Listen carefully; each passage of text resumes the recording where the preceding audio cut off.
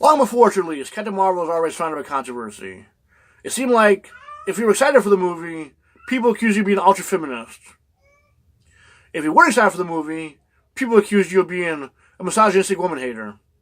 Now, let me say, after all this division, all this argument, this movie was not worth this hype. Now, look, I got a movie ticket right here.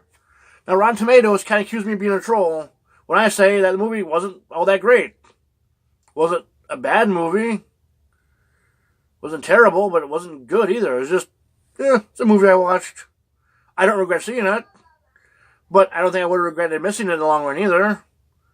It didn't really do much to build the world around the character. And I wanted it to be good. I love the MCU. I love Marvel Comics. I want this movie to succeed. I wanted Captain Marvel to be an awesome movie with an awesome character to build the world. But it just didn't. The movie reminded me most of the first Thor movie and the first Captain America movie. Thor because you have Captain Marvel, the fish out of water, an alien from another planet coming to Earth, trying to survive and get done with their mission and leave. Much like Thor was. He just came to Earth, wanted to get his hammer and go home. And then Captain America because it's, a movie going to the past, set up for the next Avengers movie. Like Captain America was a movie made to introduce Captain America before the first Avengers movie.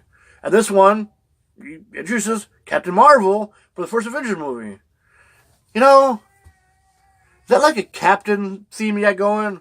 Okay, before we get another Avengers movie out, we gotta get another character named Captain into a movie. That's your goal. But whereas Captain America felt world building and felt like it expanded, this felt like filler. Felt like it was just, that's a great way to describe it. This movie was Marvel's filler until the next Avengers movie came out. Now, I'm going to jump right in the deep end and get right into the big controversial topic, Brie Larson's Captain Marvel. Now, if you've seen any other review, which you probably have by now if you're watching this one, you would have heard that Captain Marvel is boring and wooden from a lot of people. And honestly, I agree with them. But I want to add on, unlikable. I did not like this character very much. She wasn't fun. Her attempts at quips just came off as arrogant jerkiness.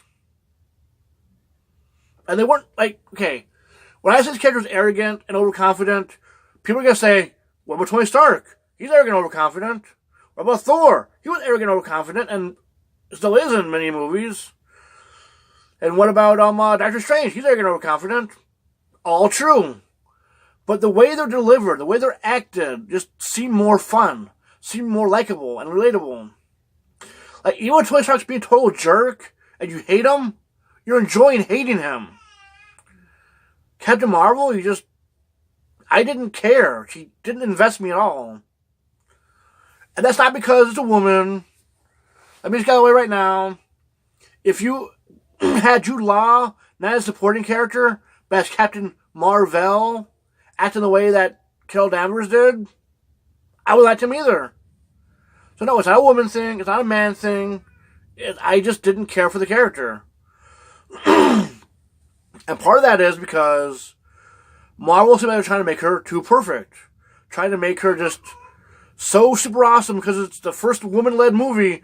They gotta make, I don't know if it's the director. I don't know if it's just the way Brie Larson acted. I don't know if it's producers saying, okay, make sure you make Captain Marvel totally awesome in every way, everything she does. But when a character gets too perfect, it gets boring. And a character is too perfect, and he comes off arrogant, it's just annoying and grating. Like Tony Stark was arrogant, but he failed, and he learned. Thor was arrogant, but he had to learn to be more humble. Doctor Strange was arrogant, but he had to be humble. He had to overcome this. Her, it's like she gets rewarded for arrogance. I can't remember much of anything she ever did wrong or mistaken.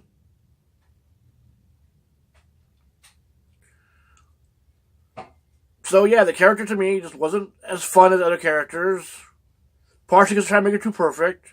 And partially because he just came off really, really wooden. Even when she was trying to Okay, they had this overriding theme of you must control your emotions, which you've seen 1,000 times. You gotta control your emotions, but when like your emotions get really powerful, it's like a Dragon Ball Z moment where you gotta control your emotions, Goku.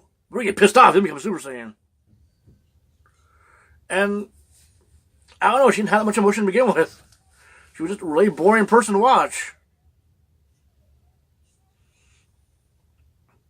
So then, moving from the main character, because I won't pick on her too much, because I think the actress was really trying. I think they honestly tried to make a good movie. Just I don't know, somewhere between the writing, the directing, the acting didn't all come together.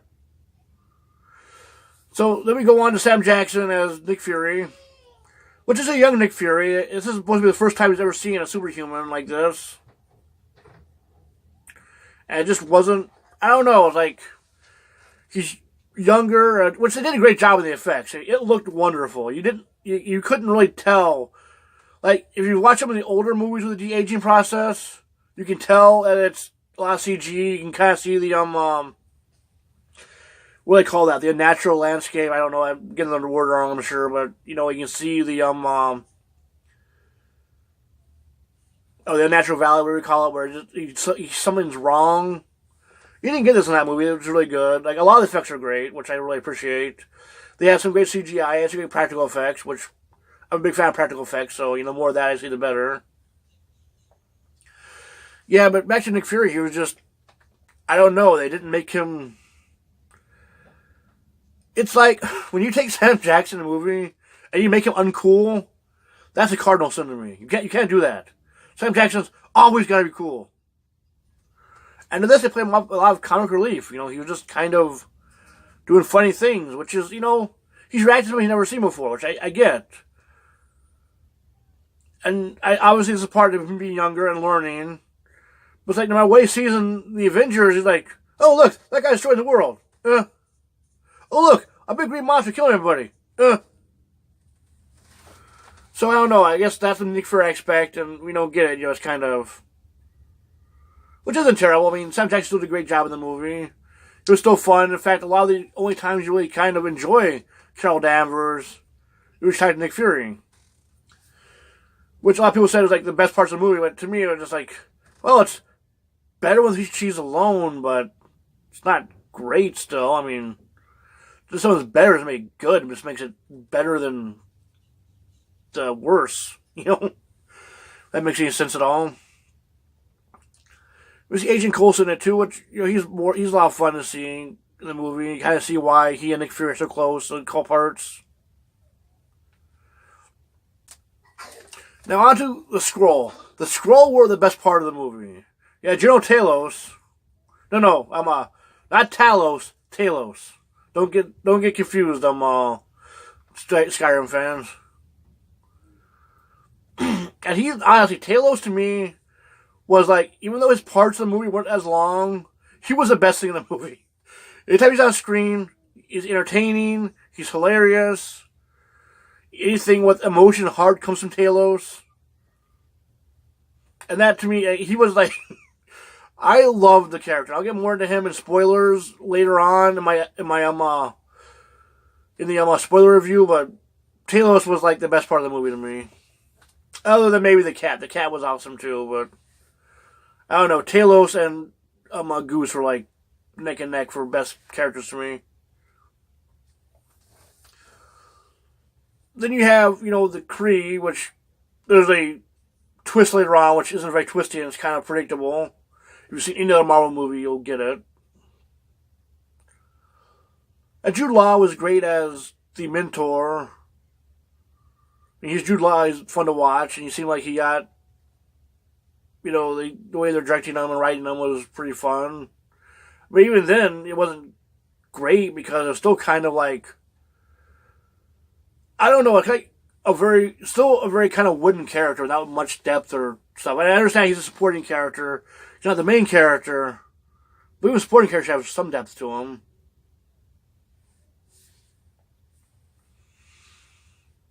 The movie focuses on Carol Danvers.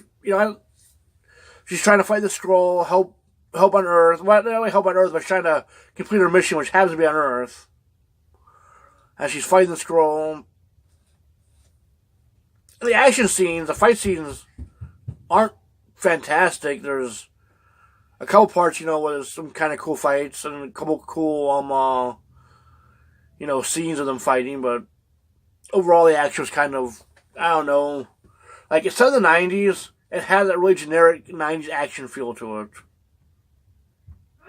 That's another thing, like, this movie is a 90s reference to the movie. Like, there's a blockbuster, oh, slow internet, they're loading, it was just, I don't know, it just funny for a second, but then it's like, there's another 90s reference. Oh, look, they're playing another 90s song.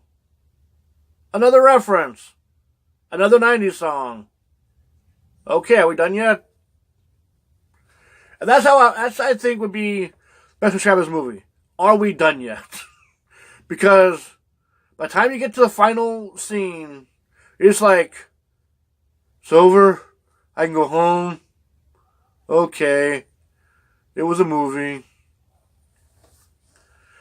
So yeah, I mean, overall, Captain Marvel was not that entertaining. It's nothing I would have regretted missing. I don't think it adds much to the world. In fact, I think it kind of like deconstructs the world a little bit. Because they're trying to make Captain Marvel like so central to the Avengers now. It's like, it's a character you've never heard of. A character they've never had in the movies at all yet. And now they're trying to make it like she's the most, like everything revolves around her. Which, to me, is kind of salty to all the other Marvel movies that have come out. So yeah, thanks for watching. I mean, it's still, I guess, worth checking out if you're a Marvel fan. If you really, like, want to see all the Marvel movies, you should go see it. If not, I don't think you're going to miss very much going in-game. I'm sure they'll fill in some gaps for you guys, for everybody. But overall, I would say it's not that great, and I'm going to go now, and if you want to see a more in-depth review with spoilers, I will post that on my website exclusive, and thanks guys for watching. Please like, share, subscribe, and I'll see you next time.